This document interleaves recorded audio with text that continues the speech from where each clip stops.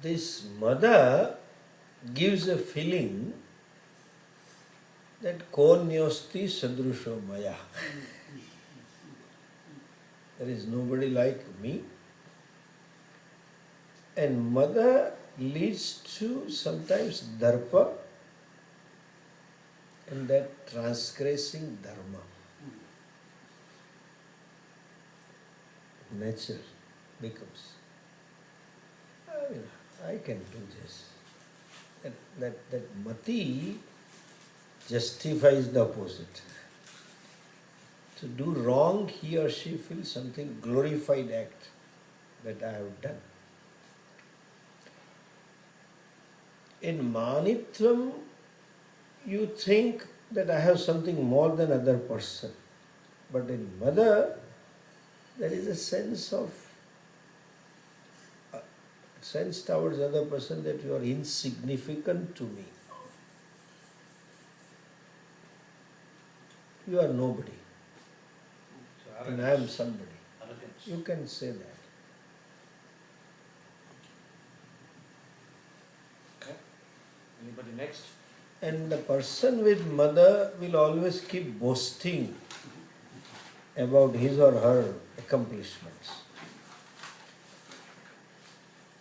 Mani may just seek respect and not glow it up. Very subtly put it sometimes.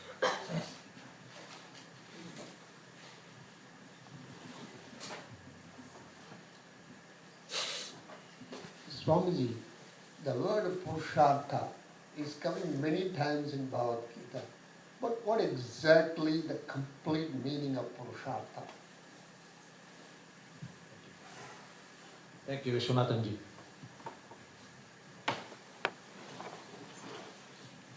As such, it doesn't come many times in Gita. It comes in many times in Gita talks. Okay. In Gita hardly uses that word, Bhagavan. But Purushaihi arthyate prarthyate iti purushartha. Arthyate, generally we think money. But then artha also has a prayojanam, another meaning. Kimartham karoshi bho. What purpose or for what purpose are you doing? So the Purushartha means the prayojana of Purusha. By the way, in Shastra, the word Purusha is not for the male sex only. Purusha means individual. Both. Purusha means Atma and individual also. Depending upon the reference. So there is no sex discrimination in Shastra. That's all my point is. Individual has the purpose of all activities of individual. That is Purusha. Now, the question is, there are different purposes. Every activity has its own purpose. But all the objectives can be classified in 4 categories. You know the word dharma, artha, kama and moksha. Artha, kama are common to animal and human being. Kama means seeking pleasure from sense organs, from the world outside. Artha means seeking security from the world outside. These two, Purushartha, Dharma and Moksha, are extra for human being. That only makes a human as a human, if there are these two Purushartha. Why? I just said in the beginning, mentioned it, didn't go into detail. We have freedom to act. And there is a very thin line of demarcation between freedom and license. Freedom can turn into licentiousness, and freedom can turn into irresponsible behavior. Very thin line. To fall in line, that teaching is dharma. One thing. And if I connect to Swamiji's words additionally, we are all receivers, takers from nature, from society, from elders. In other words, consumer. We can be on our own after 20, 22, 23. When they say, now he is on own. Father says, now he is on his own. I don't have to support him. Till then you need.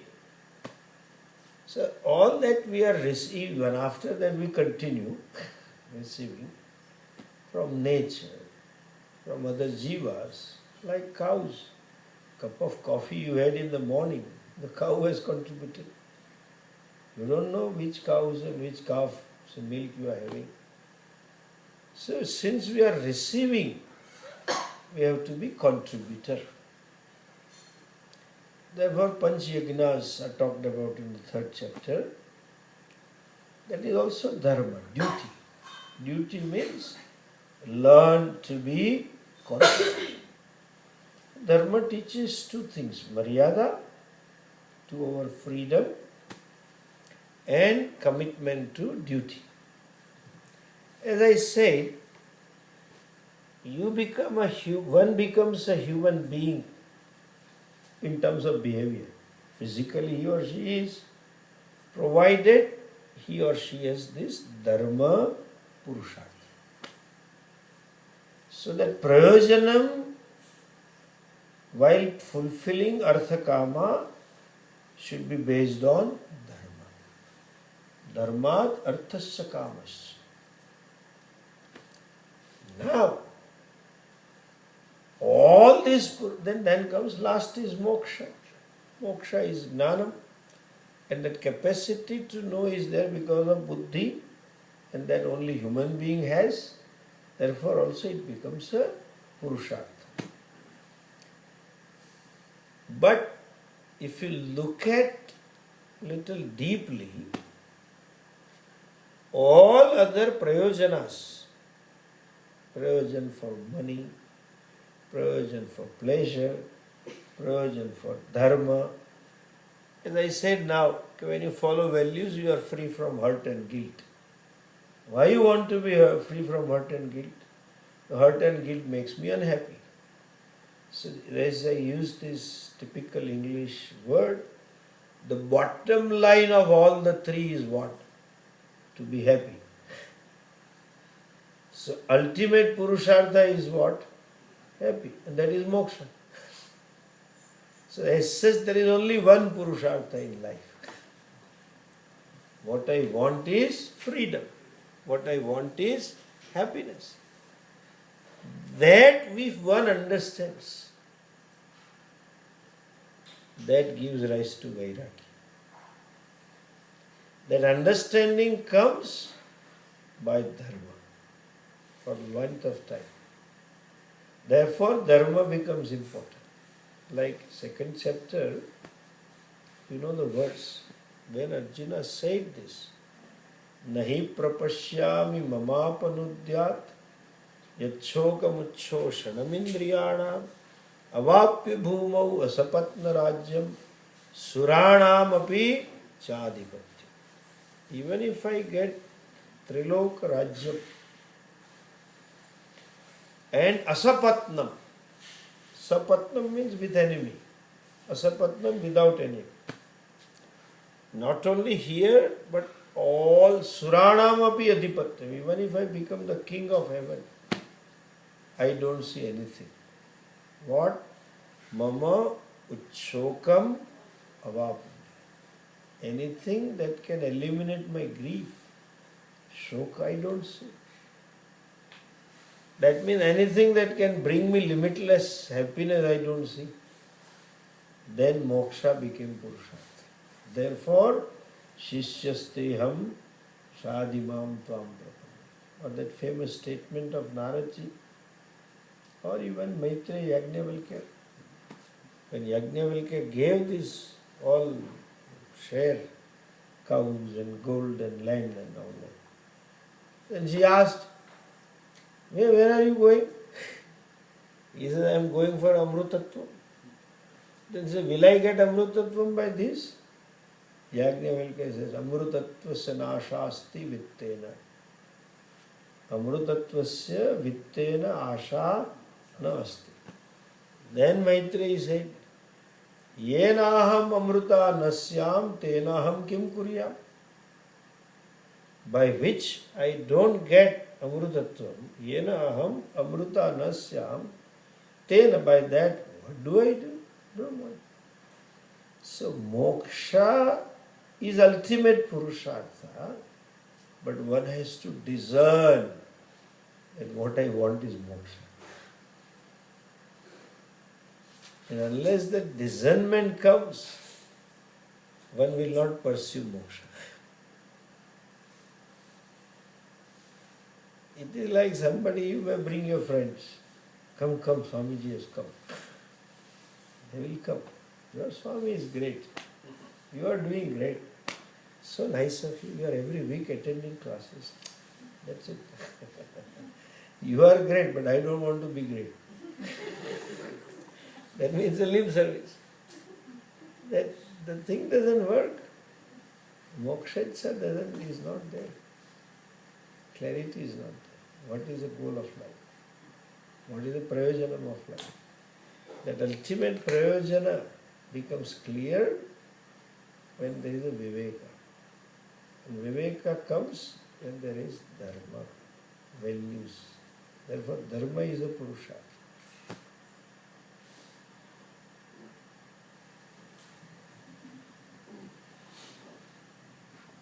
What's next?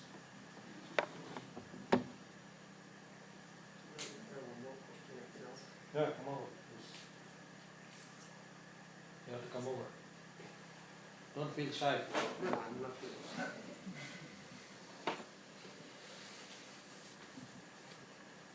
So, generally when we do Sandhyavandanam and other thing, we call it as Upasanam. So what is exactly the difference between Upasanam and Nididhyasana?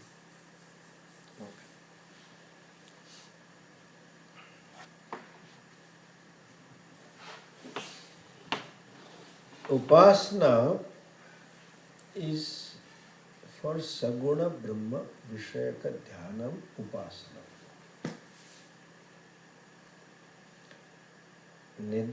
Nididhyasanam is after Shravanam. What for? When I have knowledge, why should I do Nididhyasanam? There is one called habitual faculty within us, emotional faculty within us, which in a given situation hijacks my knowledge, hijacks my wisdom. In other words, I am not able to own up what I know under all circumstances. So that owning a process means to sit quiet, or you can do any other way, but provided you can, if you can, to see again and again what was seen at the feet of teacher while learning. And that is called owning up what I know. Understand? That is Nididhyasana. Upasana involves Adhyaropa.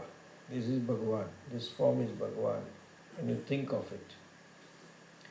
Nididhyasanam is after knowledge.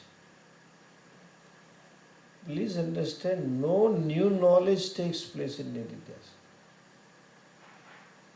What is already known is as though assimilated, as though owned up because of habitual error. Exactly, Swamiji used to give an example. This fellow was a beggar in Mahalakshmi temple. He was a beggar because he wanted money. He started playing lottery and one day hit the jackpot. So here he was begging money, and in our culture there is a parampara that when they go to temple they give food and alms to poor people, distribute sweets and all. So he used to take all those sweets and money. Somebody come, some people come in the morning, big satani. They'll come with bag and then they will ask everybody to sit in line, and they will sit in line, and all that is we have. So suddenly he became a millionaire. So obviously he bought a car and got new dresses and all 2-3 rings and gold watch and blah blah blah. And gave up the profession. Obviously. He had Lord billionaire, hit the jackpot. But then there was a sense of gratitude to Mahalakshmi Mata. She showered her grace to me, so kept coming to temple. And they say Friday is a Lakshmiji's day. So and then all devotees come on Friday.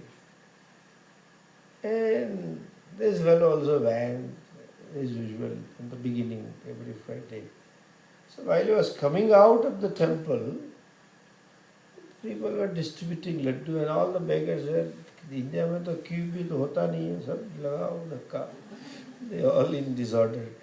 Everybody was pushing, and he stretched the hand. And because of the experience, he just reached immediately. The fellow who was giving in commotion never looked at who is taking, just niklo yahan se. But when he saw this hand, he saw those rings and golden watch. When you stretch and he looked. So while he just put the laddu and looked at him, who is this guy? 2 pairs of eyes met. He pulled the hand and smashed the laddu.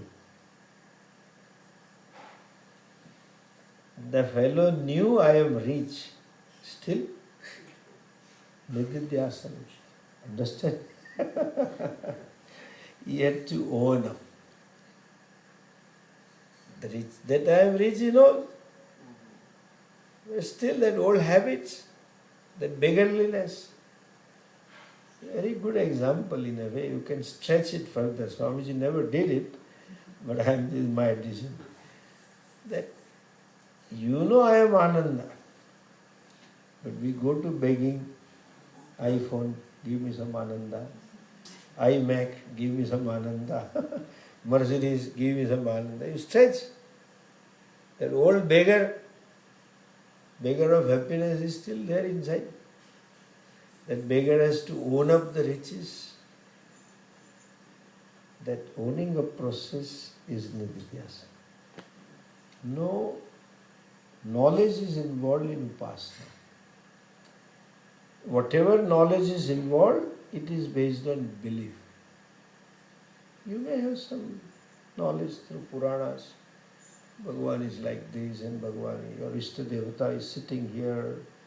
Anyway, Shankha Chakra Gada Padma, Nila Megha Shyama, that's some knowledge, but that is also a belief-based knowledge. So you meditate on Megha Shyama, Kiriti, Kundal, etc. Deya Sada Savitru Madhyamandalavati Narayana Sarsisasana Kiriti. That way you visualize. But it's a belief. Here there is no belief. It is owning up the knowledge.